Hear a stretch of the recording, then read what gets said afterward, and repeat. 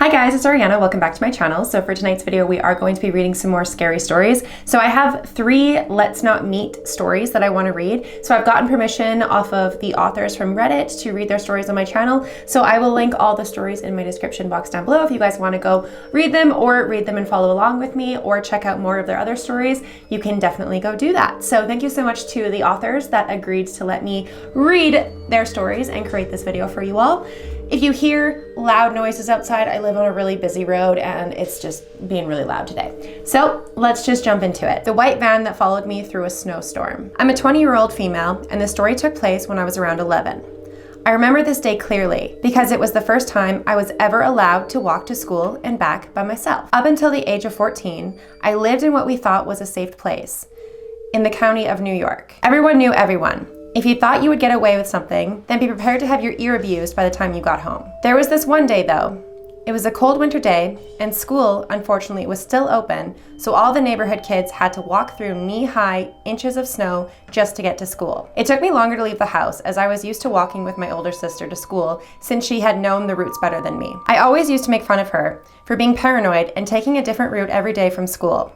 But after that day, I learned that that was what saved my life. As I was waiting by the door to leave, my mom came up to me and told me that I should ride with her to drop me off because my sister was too sick to go to school today. Being a brat, I made a big deal about walking by myself because I was almost 12 years old and all of my friends' parents let them walk alone. She looked at me for a long time, then told me to make sure I pay attention to cars. I got hit by a car and almost died when I was 9. So the worry that showed on her face was well warranted. I hurriedly nodded and headed out the door to school. My sister didn't like to dilly-dally, so she was always in a rush to get to school early. But seeing as it was just me, I thought it would be a good idea to take my time. I would play in the brown slush that was left on the side of the road and even make funny-looking snowballs to see how far I could throw them.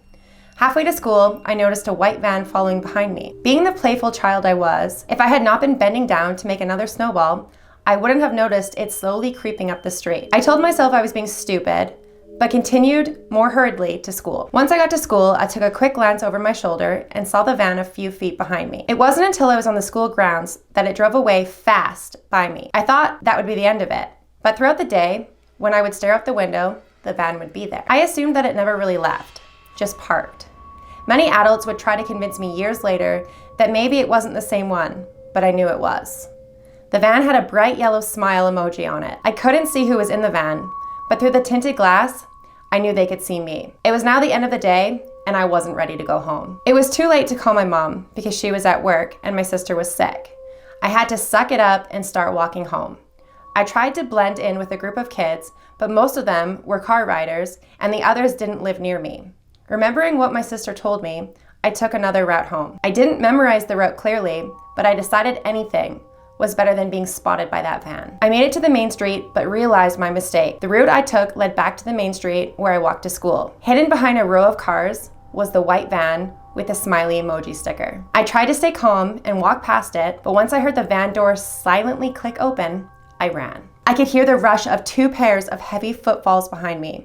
They were getting closer, so I did what any normal kid would do. I cut corners.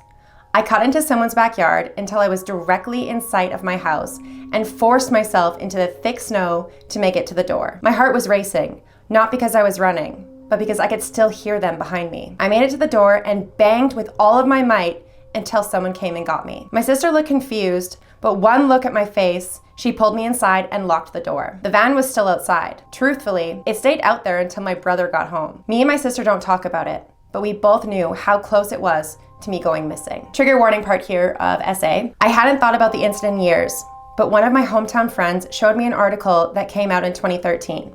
Apparently some men kidnapped and essayed a girl my age. It wouldn't have really scared me if they hadn't mentioned the white van. Whoever you are that attempted to kidnap me and do God knows what else, let's not meet again. Oh my God, I'm so sorry you had to go through that. That is so fucking traumatizing. Holy shit. That's terrifying that there was a similar incident like a couple years later and it resulted in an essay. That is horrible. I'm so glad you got into your house and into safety, but I would have called the police. You should have called the police. Your sister and you should have reported that because that's terrifying. Oh my God. So that was from the Reddit user Throw Away ACC for posts.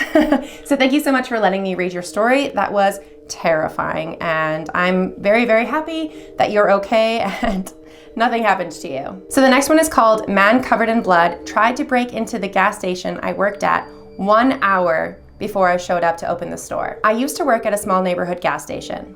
I was working an opening shift at 6 a.m. with my best friend and coworker. We were doing our normal opening stuff and the sun had come up. I went to get some ice from the back. For reference, the gas station building used to have a drive-through, so we have that kind of window in the back. I glanced at the back window and realized that there was literally bloody handprints on the back windows. I looked a little closer and there were smudges of blood around the window, handle, and looked like someone was definitely attempting to slide it open. We were really freaked out, so we went to look around other potential entrances around the building. I looked at the window in front and noticed dried blood on the hole where we take money for gas. It was like someone was trying to stick their hand in to get something on the inside. I kept looking around and there was also dried blood on the front door handles, plus some splatters on the glass like someone was pounding on the glass. My friend and I were both freaked out at this point. Luckily, I had access to the security cameras and I checked them for any motion detected during the night. Around 5 a.m., there was a motion capture, and we watched as a man with his arms covered in blood walked around the store trying to get in. The freakiest thing was usually the store is open at 5 a.m., but it happened to be a Sunday, so we opened at 6 a.m. instead. Really dodging a bullet there. There were police lights in the distance on the camera, so we called the sheriff. He showed up pretty quick, watched the security footage, and confirmed it was the guy that they picked up just a bit after 5:30. Craziest thing that happened to me in my 3.5 years of working at the gas station. So bloody gas station man, let's not meet again.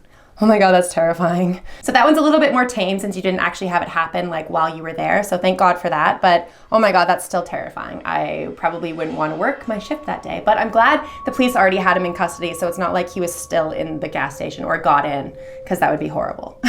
To my ex who tried to choke me in the middle of the night at the park, let's not meet again. Trigger warning, dating, violence. There's a lot to it since the relationship lasted about 3 years.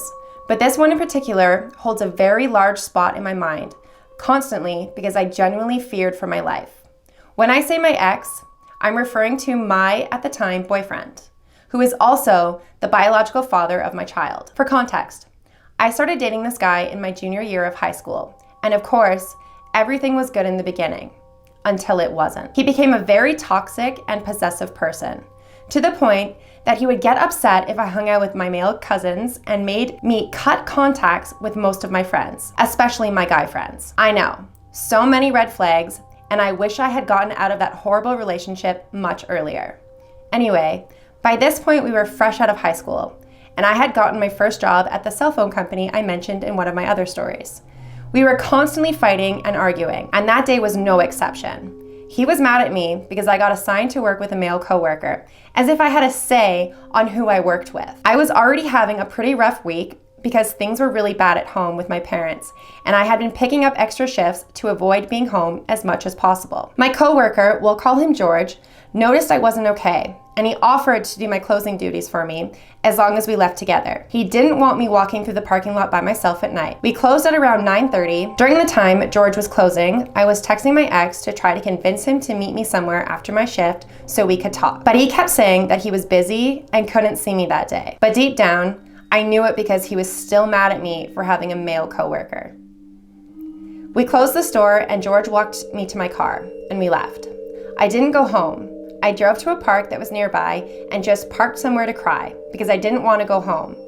I knew my parents would most likely be fighting about something when I got home, and I wanted to get there after they went to bed. I got a text from George asking me why I was at the park all alone. I looked up and saw his truck parked on the other end of the parking lot. He then called me and asked me if I was okay, and if he could wait there in his truck just to make sure no creep would try to get too close to me. So I asked him instead he would come sit with me because I really needed someone to talk to. He parked next to me and got into my passenger seat. We talked for a few minutes and I just sort of told him about my problems, and he just sat there and listened, and it was all I really needed at this point. But all of a sudden, we see some headlights approaching us. And once the car was close enough, I recognized it as my boyfriend's car. He parked on the other side of my car and started honking. I mumbled, "fuck." And George asked what was wrong. And I told him that it was my boyfriend's car. He told me not to get out and I should have listened. I told him it was okay and he shouldn't get out of the car just in case. I exited my car and saw that he was with a friend of his, but the guy stayed in his car and my ex started speed walking towards me.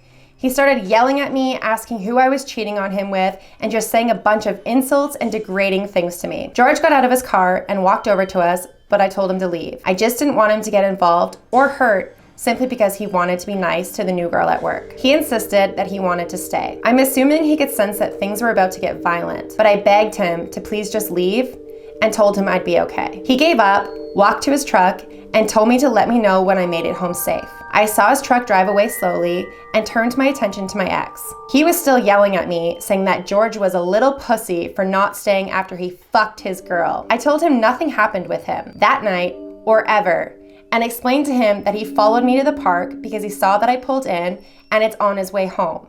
And when he just wanted to make sure I was okay because I had been pretty upset all day. I asked him how he even got there if he was so busy that he couldn't meet up with me when I asked him to, and he gave me some lame excuse and said he was going to drop off his friend and saw me pull into the park. So he turned around and followed me there. He then asked me what I was even doing at the park. So I explained the whole not wanting to go home thing, and that I just wanted a peaceful place to cry. We got into this big fight, and the whole time he was yelling at me and getting in my face, grabbing my arm so I wouldn't leave because I kept trying to back away from him. At one point, he said something that really angered me. I don't remember what it was, but I tried to get away from him, and he wouldn't let go.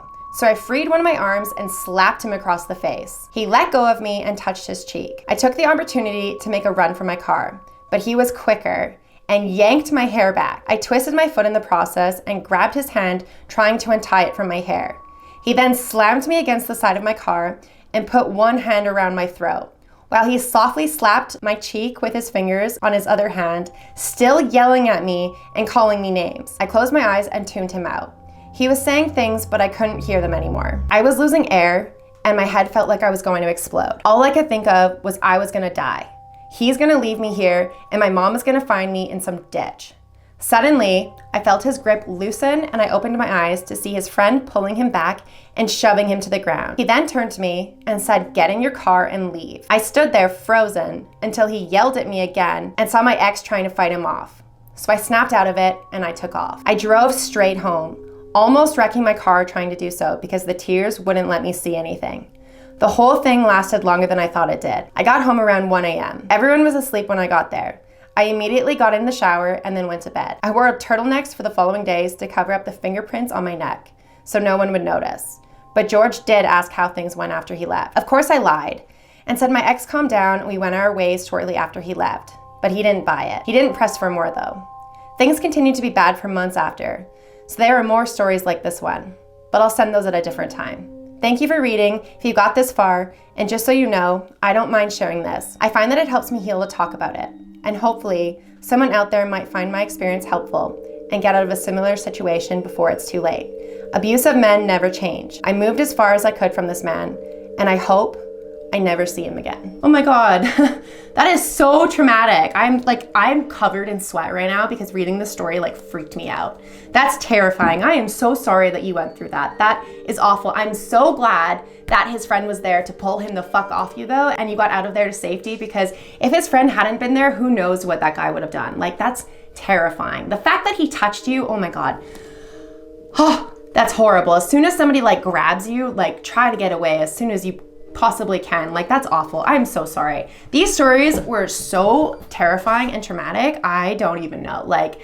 I haven't been in a whole lot of let's not meet scenarios. I've been in a couple, but nothing to that degree. So that's terrifying. I hope I'm never in a situation like this because these stories freak me the fuck out. But I love reading them on Reddit and coming on here and sharing them with you guys because, like that author just said, I hope that these stories help other people heal and are able to help them talk about their own experiences and hopefully get through their own trauma. And a lot of the time, talking about it and sharing posts like this will help people. So I really hope that is the case for you if you are watching this video. I hope this wasn't too triggering to anyone. I will definitely put trigger warnings in this video for everyone so that they can click off of it if they don't want to listen to it. That's perfectly fine. But this is from the author Educate_18. So thank you so much for letting letting me read your stories. Thank you to all of the authors for letting me read their stories. These stories were really good, and I am terrified now and probably gonna lock my doors. But thank you so much for watching this video. If you guys did enjoy this video, please make sure to give it a big thumbs up. Don't forget to hit the subscribe button down below for more content like this. If you have any spooky stories or let's not meet stories that you want me to read on the channel or you want to share with me, please let me know in the comments down below, or you can message me on Instagram, or you can message me on Twitter. My handles will all be down below, so all of my socials are twistedglam_, so across the board, Instagram, Twitter, TikTok, all the same. So if you want to follow me, I will link those all down below for you guys, and I will see you guys at the next video. Bye.